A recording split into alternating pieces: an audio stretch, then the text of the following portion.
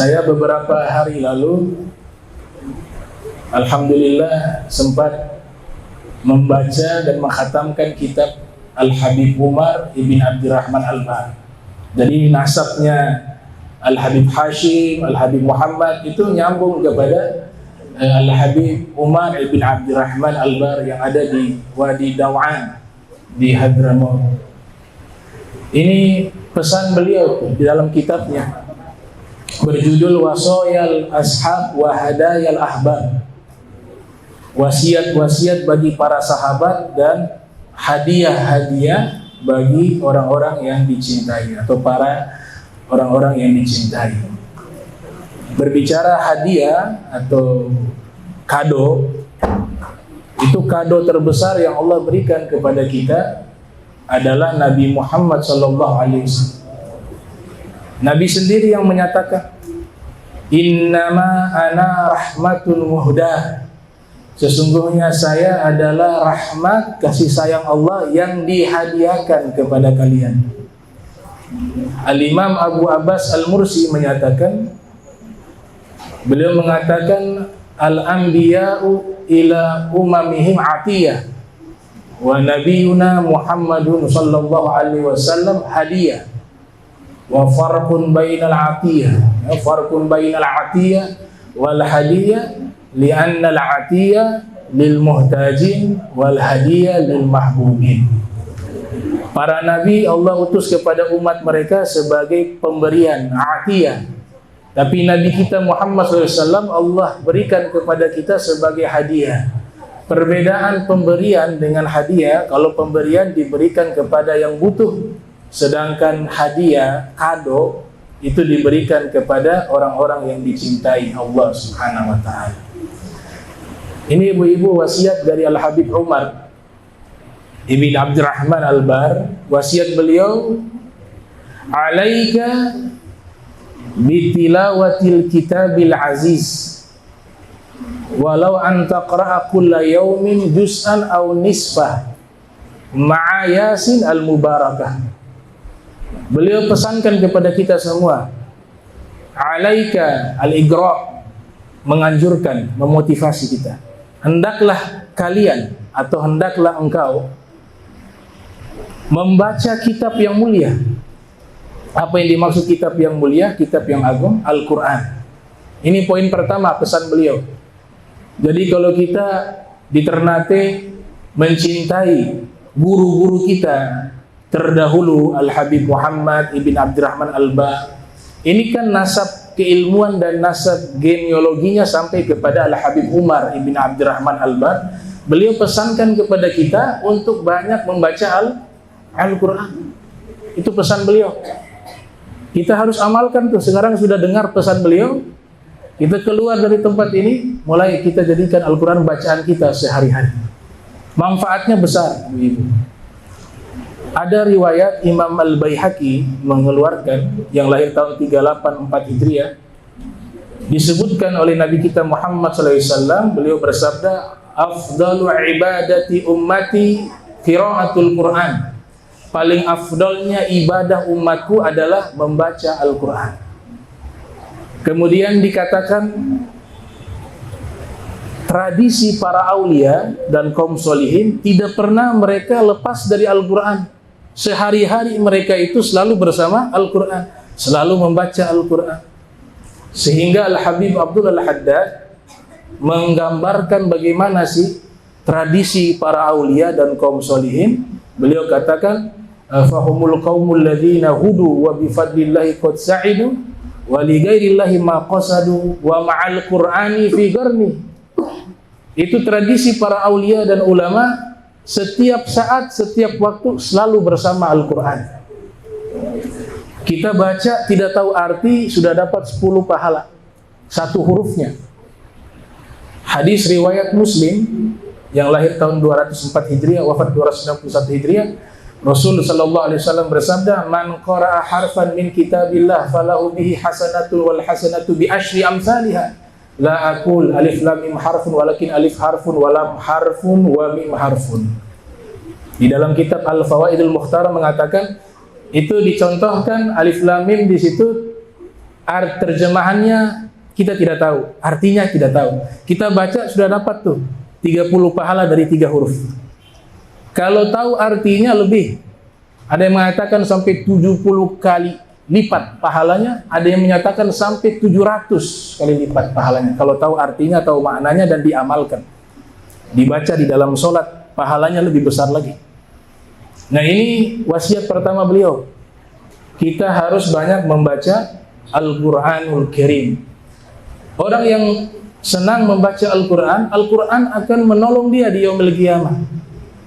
Hadis Nabi katakan, Iqra'ul Qur'ana fa innahu ya'ti yaumal qiyamah syafi'an li ashabihi. Bacalah Al-Quran karena Al-Quran akan datang memberikan syafaat kepada orang yang senang membaca Al-Quran. Jadi ini pesan pertama beliau, banyak membaca Al-Quran. Kemudian beliau lanjutkan, poin kedua, walau anta qara'a kulla yaumin juz'an aw nisfah. Paling minimal baca setiap hari 1 juz. Kalau 1 juz 1 bulan sudah khatam. Itu paling minimal tuh, paling sedikit. Kalau tidak bisa setengah juz. Kalau setengah juz berarti khatamnya 2 bulan. Ini paling minimal ibu-ibu sekalian. Kalau mau yang sempurna 7 hari khatam. Ada hadis dari Nabi katakan kepada Abdullah bin Amr bin As, Iqra' al-Qur'ana fi sab'in. Bacalah Al-Quran sampai khatam selama 7 hari. Kalau mampu. Kalau tidak mampu paling minimal tadi itu 1 bulan 1 kali khatam, atau 1 kali khatam selama apa? 2 bulan. Kalau paling afdol 7 hari. Ini dikuatkan oleh Imam Nawawi dalam kitab At-Tibyan fi Adabi Hamalatil Quran, mengatakan paling baiknya 7 hari. Ibnu Hajar Asqalani juga begitu. Caranya bagaimana? Imam Ahmad punya tradisi, kana Abu Abdillah yakhtimul Quran minal jum'ati ilal jum'ati. Imam Ahmad menghatamkan Al-Quran 7 hari, beliau mulai dari hari Jumat, nanti hatamnya di Jumat berikutnya. Itu cara dari Imam Ahmad bin Hanbal. Tapi yang masih banyak dari itu khatamnya ada para ulama, para aulia. Itu Imam Qatadah diceritakan oleh Syekh Abdul Fattah Abu Hudah di dalam kitabnya Qimatuz Zaman Indal Ulama. Imam Qatadah itu khatamnya 7 hari sekali Al-Quran. Tapi kalau masuk bulan suci Ramadan, setiap 3 hari khatam. Kalau sudah 10 hari terakhir, setiap hari khatam. Imam Abu Hanifah khatamnya 6.000 kali khatam Al-Quran di dalam penjara. Ada juga Imam Syafi'i menghatamkan Al-Quran sebanyak 60 kali khatam di bulan suci Ramadan. Ada seorang wanita bernama Rabi'ah Al-Adawiyah menghatamkan Al-Quran sebanyak 7.000 kali. Beliau buat kuburan di samping rumahnya. Setiap hari beliau baca Al-Quran di dalam kuburannya itu sampai khatam 7.000 kali. Ada seorang habaib bernama Al-Habib Ahmad bin Muhammad Al-Maghdad. Beliau terinspirasi mau meniru Rabi'ah Adawiyah. Dibuatlah kuburan beliau khatamkan Al-Quran di dalam kuburannya. Sampai anaknya bertanya kepada beliau, ini sudah khatam sudah 7.000 kali, kan sudah sama dengan Rabi'ah Adawiyah. Kata beliau, kalau Rabi'ah Adawiyah perempuan ada liburnya, masa kita laki-laki kalah?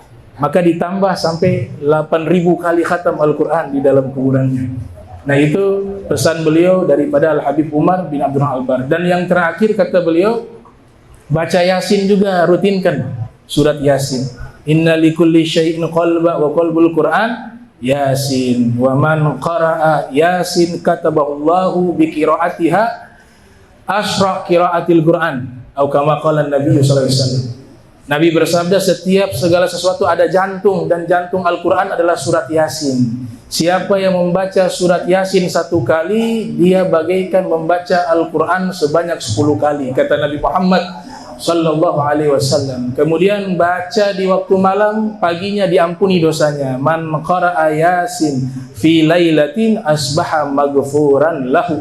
Siapa yang membaca surat Yasin di malam hari, di pagi hari dosanya diampuni oleh Allah Subhanahu wa taala. Ada juga fadilah Yasin, sering dibaca ketika orang mau meninggal. Iqra'u Yasin ala mautakum. Ini hadis riwayat Abu Daud yang lahir tahun 202 Hijriah, wafat 275 Hijriah. Di dalam kitab sunannya, kitab Janaiz, tentang jenazah, di bab qiraah indal mayit, membaca Al-Quran di samping orang meninggal. Kalau dibaca surat Yasin, ruh itu mudah lepas dari jasad.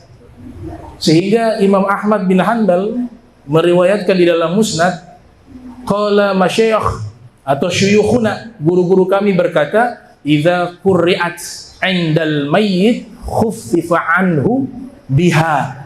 Kalau dibacakan Yasin di sisi orang meninggal atau orang yang dalam keadaan sekarat, maka ruhnya itu dimudahkan untuk lepas dari jasad. Itu pernyataan Imam Ahmad bin Hanbal di dalam kitab Musnad. Kemudian riwayat terakhir dikatakan oleh Abu Daud, disahihkan oleh Ibnu Hibban, bahwa membaca surat Yasin ketika orang mau meninggal itu ada riwayat hadisnya, dan menurut Ibnu Hibban sahih. Bahkan Ibnu Qayyim menyatakan riwayat ini adalah riwayat yang diamalkan oleh para ulama dalam kitab Ar-Ruh, yaitu pesan daripada Al-Habib Umar ibn Abdurrahman Al-Bar. Mudah-mudahan kita bisa mengamalkannya. Walakum minkum, wassalamualaikum warahmatullahi wabarakatuh.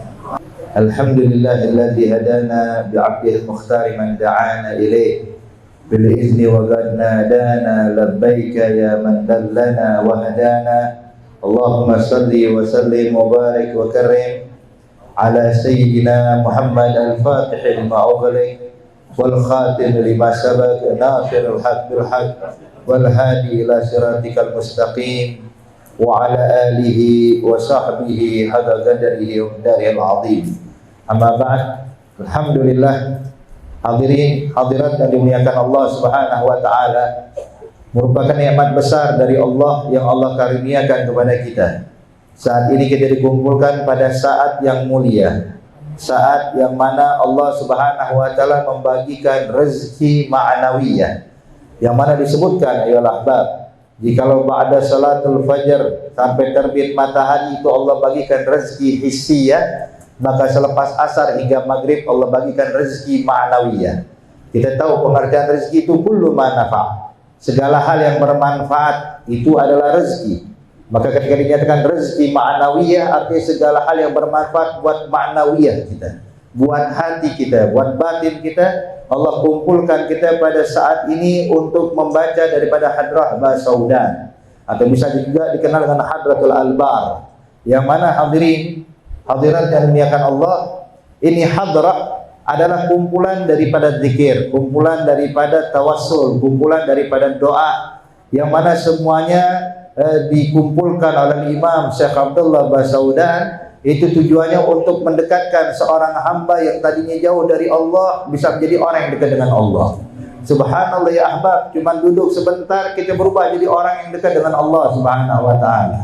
Kalau disebutkan bahwasanya inda zikri salihin tanzilur rahmah, tempat yang disebutkan nama orang saleh bakal diturunkan rahmat, maka berapa banyak orang saleh yang disebutkan dalam Hadrah Basaudan. Bertawasul disebutkan kepada guru beliau Al-Habib Umar bin Abdurrahman Al-Bar, kemudian juga kepada Fakhrul Wujud Al-Imam Segaf, Imam dan lain-lainnya, semua disebutkan oleh beliau. Abiyat dan juga doa munajat, yang mana Bapak Ibu sekalian, dengan mengingat Allah, dengan berzikir, maka Allah Subhanahu wa taala akan memberikan ketenangan buat hati dan jiwa kita. Sebagaimana Allah Subhanahu wa taala menyatakan di dalam Al-Qur'an, ala bizikrillah tatmainnul qulub. Dengan berzikir pada Allah tenang jiwa, tenang hati kita. Maka kalau seandainya kita Bapak menghalangi segala sesuatu yang tidak enak dalam kehidupan dunia, problem, masalah, maka hendaknya kita kembali berzikir mengingat Allah Subhanahu wa taala. Dan duduk di tempat ini subhanallah, kita duduk menghadiri pembacaan Hadrah Basaudan, subhanallah hati kita tenang, seakan-akan lupa dengan problem, lupa dengan masalah. Dan subhanallah, kalau kita hadir di majlis-majlis sebaik kayak begini, hadirin hadirat, subhanallah kita lupa dengan problem dan masalah yang ada di luar sana. Kita duduk semuanya begitu menikmati, menghayati khusyuk, yang mana kekhusyuan saat ini gak bakal pernah bisa kita rasakan sewaktu dalam sholat. Betul, kadang kita mau sholat khusyuk susahnya bukan main. Tapi begitu duduk di majlis zikir, subhanallah. Kenapa? Sebab disebutkan oleh ulama, ketika orang duduk di majlis zikir bisa merasakan khusyuk, ketenangan hati, kehadiran hati. Sebab saat dia duduk di majlis zikir, Allah Subhanahu wa taala mengenalkan dirinya dengan rahmatnya dibagikan kepada yang hadir semuanya. Hingga dinyatakan Orang yang duduk di majlis zikir itu nanti kalau udah kelar majlis, kalau udah selesai, itu malaikat berseru, "Anggumu lakum qad budila sayyi'atukum hasanat." Bangunlah kalian semua, sesungguhnya dosa kalian telah dirubah menjadi pahala oleh Allah Subhanahu wa taala. Maka beruntung orang yang sering duduk di majlis zikir, duduk di majlis ilmu, duduk di majlis ta'lim. Subhanallah. Apalagi kalau kita duduk di sini untuk zikir pada Allah Subhanahu wa taala. Sebagaimana disebutkan di dalam hadis qudsi, Allah Subhanahu wa taala berfirman, man asghalathu tilawatu kitabi an au dzikri, wa kata Allah, ataituhu afdal ma'atul lisaili. Barang siapa yang disibukkan harinya, waktunya dengan berzikir, atau disibukkan dengan membaca Al-Quran sehingga nggak sempat mohon padaku, sehingga nggak sempat munajat padaku, kata Allah. Sibuk dengan Quran, sebagaimana tadi disebutkan oleh Habib Abdurrahman Segaf, bagaimana Imam Ahmad bin Muhammad Al-Muhdar yang menghabiskan waktunya untuk membaca Al-Quranul Karim, menghabiskan waktunya untuk membaca Quran, dan bukan di dalam masjid, di liang lahat hadirin. Dia gali itu kuburan sebagaimana Rabi'atul Adawiyah, tiap hari duduk tuh ke liang lahat beliau untuk apa? Untuk khatam Quran. 1 kali khatam, 2 kali khatam, sampai putra beliau adalah Habib Hamid bin Ahmad bin Muhammad Al-Muhdar sampai ngeluh. Dia bilang, Abah kapan mau naik ke atas? Tiap saat turun ke liang lahat, akhirnya kita takut jadi kurang ajar. Kenapa? Kalau orang nanya, Abah ini dalam kuburan. Jadi kesannya kayak menghina ayah saya sendiri. Makanya Abah cepetan bangun, kata Abah lah, sampai Abah kelarkan daripada bacaan Quran Abah, sampai tadi kita sebutkan sebanyak 8.000 kali khatmul Quran. Ada 8.000 kali khatmul Quran di dalam kubur. Nah, gimana di atas kuburannya? Bagaimana di masjidnya? Bagaimana tempat khalwahnya? Bagaimana tempat dia munajat pada Allah Subhanahu wa taala? Dahulu Al-Imam Abdullah bin Husain bin Tahir radhiyallahu ta'ala anhu wa arda, beliau hadirin, itu setiap hari wiridnya beliau, zikirnya baca la ilaha illallah Muhammadur Rasulullah sebanyak 25.000 kali. Baca salawat kepada Nabi Muhammad 25.000 kali. Baca ya Allah, ya Allah, ya Allah 25.000 kali. Salat duhanya menghabiskan 10 juz Al-Quran. Salat witirnya, salat malamnya menghabiskan 10 juz daripada Al-Quran. Nah, ini wirid beliau rutin di dalam salat, belum di luar salat. Itu diriwayatkan setiap anak tangga di rumah Habib Abdullah bin Husain bin Tahir itu pernah digunakan untuk khatmul Quran. Bahkan setiap ruangan-ruangan rumahnya dikasih tuh sekali khatam Quran di sini, kasih khatam Quran di sini. Kenapa? Biar berkah. Sehingga waktu di malam hari dalam keadaan gelap, kalau itu belum ada lampu, tapi rumahnya Habib Abdullah bin Husain bin Tahir memantulkan cahaya terang benderang. Sebab diriwayatkan juga bahwasanya rumah yang dibacakan Al-Quran atau dibacakan zikrullah, maka rumah tersebut akan memantulkan cahaya sehingga penghuni langit bisa membedakan mana rumah yang digunakan buat baca Quran, mana yang rumah yang nggak pernah dibacakan Al-Quran, mana rumah yang digunakan buat berzikir, mana rumah yang tidak pernah digunakan untuk berzikir pada Allah. Rumah yang digunakan untuk membaca Al-Quran akan memantulkan cahaya sehingga penghuni langit bisa melihatnya, sebagaimana penghuni bumi kalau malam hari lihat bintang di langit bisa dibedakan, oh ini bintang, ini bukan. Wahakadha. Makanya zikrullah dihidupkan ya ahbab. Dan ingat, Al-Quran dibaca bukan cuma sebagai pajangan. Mungkin banyak umat Islam saat ini di rumahnya punya Al-Quran, cuma kalau ditanya berapa kali ente baca Quran, tadi Habib Omar Al-Bar udah bilang setiap hari paling minimal 1 juz atau setengah juz. Kita ya Allah, orang-orang Ternate nggak usah segitu, 1 lembar kita baca. Tiap hari kita baca, tiap hari baca selembar. Rutinkan, istiqamah dalam kebaikan, maka itu lebih afdal dibandingkan meninggalkan sama sekali. Dan juga ya ahbab, semua amalan bakal memberikan pengaruh besar itu kalau kita dawamkan dan istiqamah. Kalau amalan besar cuman nggak ada istiqamah, bagus, cuman nggak ada istiqamah, maka takdirnya kurang, pengaruhnya kurang, tidak berbekas. Tapi amalan yang sedikit, tapi kalau kita dawamkan hasilnya bagus, pasti berbekas. Maka dinyatakan di dalam hadis kata Rasulullah, khairul amal adwamuha wa ilqal. Sebaik-baik amalan yang bisa kita dawamkan walaupun sedikit. Dan kalau kita mau kasih ilustrasi ya, Ahbab, kayak orang ingin menebang pohon, pohon yang besar. Kalau seandainya dia kerahkan semua tenaganya dalam satu pukulan, dengan pukulan yang paling kuat dia pukulkan, kira-kira pohon yang besar akan tumbang? Enggak, tidak akan tumbang. Pohon yang besar itu paling cuman bergetar, cuman tenaga dia langsung habis. 1, 2 kali 3 pukulan, ditinggalkan. Pohon tetap berdiri, nggak tumbang sedikit pun. Tapi coba, kalau dia tidak mengerahkan semua tenaga, tapi dia istiqomah, pukul sebelah kanan, pindah ke sebelah kiri, terus perlahan, maka lama-kelamaan sebesar apapun pohon bakal tumbang ya Allah. Pasti ada hasil, ada bekasnya. Makanya Imam Al-Haddad menyatakan bahwasanya amalan yang paling afdal itu kalau kita bisa istiqomahkan. Nah, ini hadrabah saudan yang dibaca di tempat ini, begitu juga zikir-zikir yang lain, majlis-majlis lain, ada istiqomah ya Ahbab. Sebab terus terang, istiqomahnya kita dalam kebaikan, insya Allah itu yang bakal mendatangkan kebaikan buat kita di dunia serta akhirat. Makanya dahulu Al-Habib Abdullah bin Muhsin Al-Attas, Empang Bogor, hadirin. Itu kalau kita hadir haul beliau, dibacakan manaqib. Al-Habib Abdullah bin Muhsin Al-Attas, Imamul Jalil, guru dari para aulia, guru dari para ulama. Bahkan dahulu Al-Habib Salim bin Ahmad bin Jindan duduk bersimpu di hadapan Al-Habib Abdullah bin Muhsin Al-Attas, Empang Bogor. Kemudian juga Al-Habib Alwi bin Tahir Al-Haddad dan para aulia salihin duduk di depan Imam Al-Habib Abdullah bin Muhsin. Hal disebutkan di dalam manaqib beliau, wa min karamatihi, dan daripada karamahnya Al-Habib Abdullah bin Muhsin Al-Attas adalah enggak pernah meninggalkan sholat berjamaah.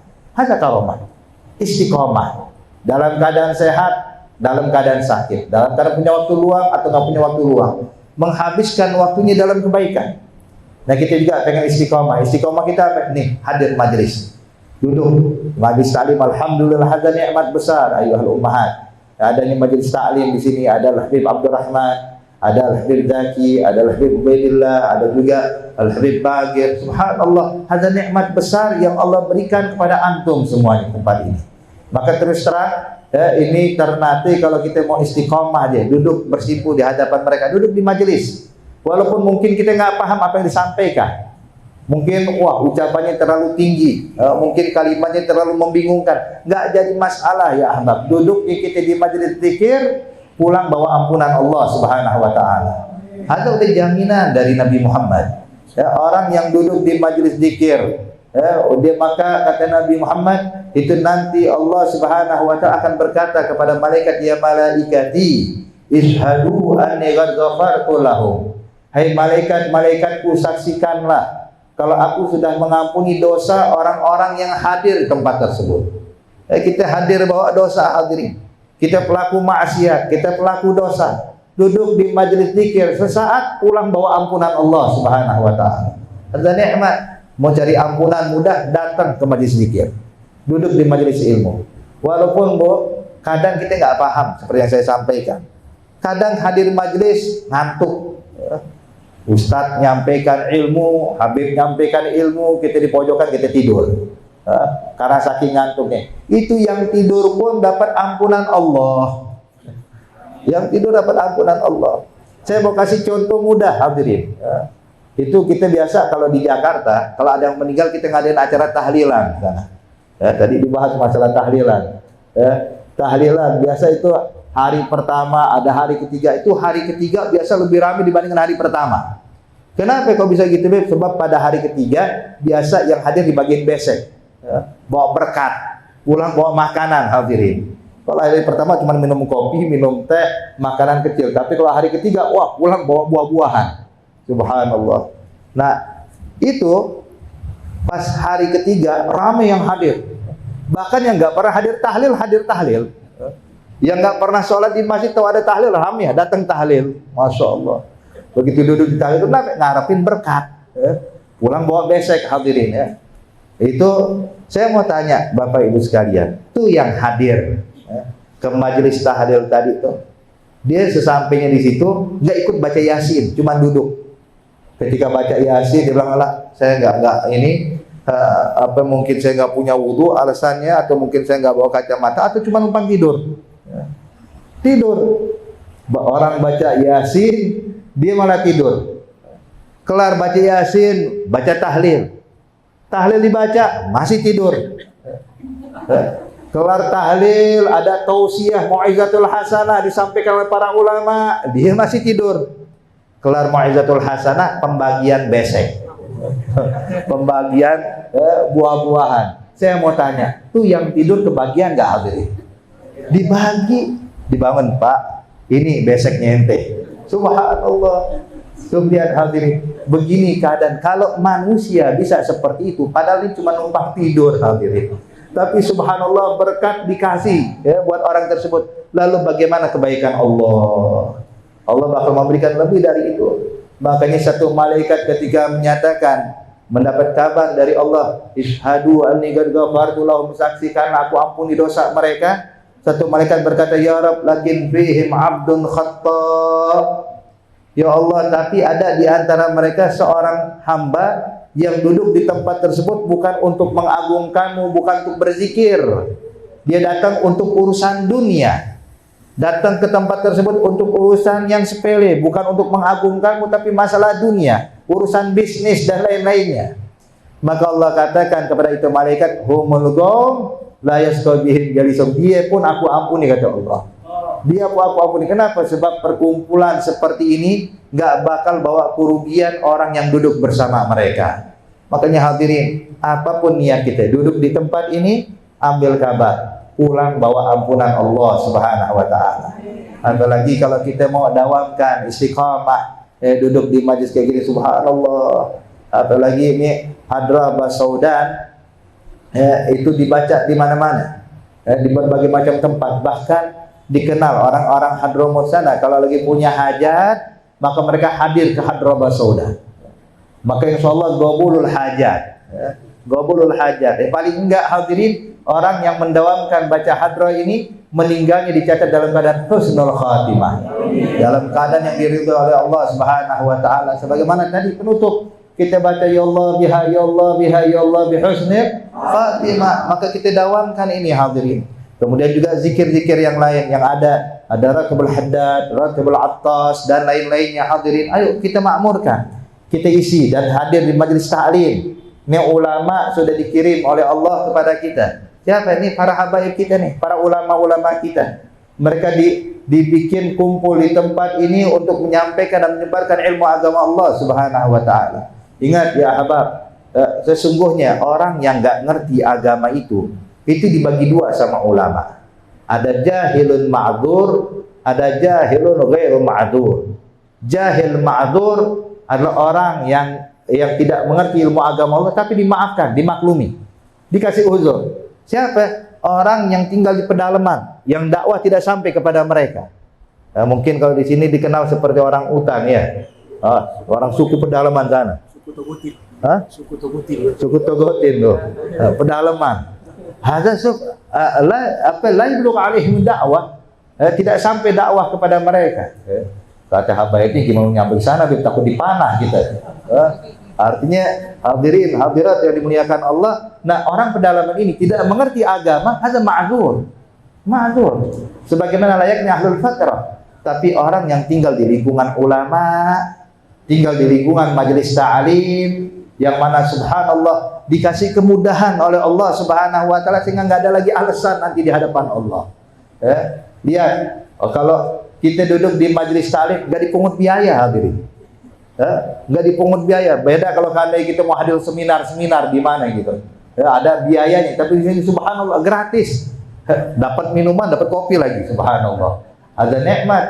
Kemudian juga ulama didatangkan oleh Allah. Majlis ta'lim dibuka dalam keadaan waktu luang lapang kita duduk di tempat ini. Maka apa alasan kita meninggalkan majlis ilmu?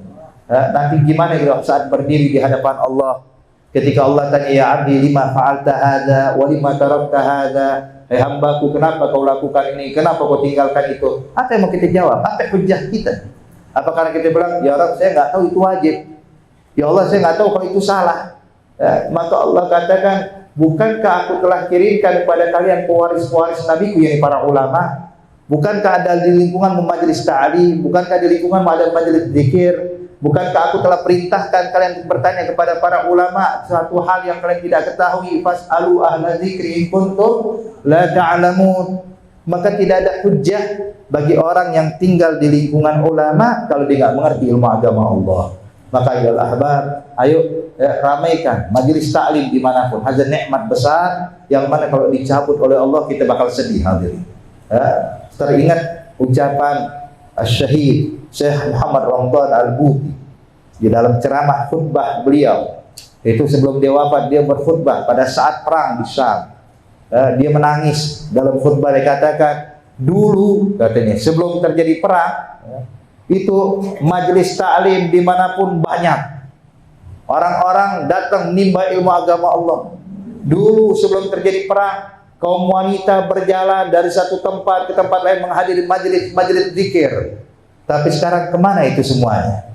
Ketika terjadi dicabut itu nikmat oleh Allah Subhanahu wa taala, baru mereka menyesal. Maka oleh karena itu hadirin, azan nikmat jangan sampai kita sia-siakan. Nikmat Allah kirimkan ulama, Allah adakan majelis ta'lim di daerah kita. In kunta fil ni'matin far'aha fa innal ma'asi tuzilu ni'am fahfadha bi syukril ilah fa innal ilaha syari'un niqam.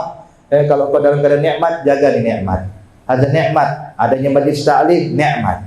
Adanya ulama yang siap mengajar kita, nikmat. Adanya majelis seperti ini hadrah, nikmat. Maka jaga ini nikmat. Ya, insyaallah Allah langgengkan dan Allah jadikan ini majelis bawa keberkahan buat kita, buat diri kita yang hadir dan juga buat keluarga kita yang di rumah. Semua dapat keberkahan dari Allah Subhanahu wa taala sehingga kebaikan yang Allah kirimkan buat kita di tempat ini Allah salurkan juga buat keluarga kita di rumah. Dan insyaallah kita semua yang hadir saat ini, begitu juga keluarga kita, dicatat orang-orang yang bisa meninggal dalam keadaan husnul khatimah, dalam keadaan yang diridhai oleh Allah Subhanahu wa taala. Allahumma ij'al jam'ana hadza jam'an marhuma wa tafarraqana min ba'dihi tafarruqan ma'tuma wa la taj'al fina wa la ma'ana syaqiyan wa la mahruma. Allahumma hadina bihudak waj'alna mimman yusari'u fi ridha wa la tuwallina waliyan siwak wa la taj'alna mimman khalafa amraka wa 'asab birahmatika ya arhamar rahimin ya arhamar rahimin ya arhamar rahimin. Wa sallallahu ala sayyidina Muhammad an-nabiyil ummi wa ala alihi wasallam walhamdulillahi rabbil alamin. Wassalamu alaikum warahmatullahi wabarakatuh.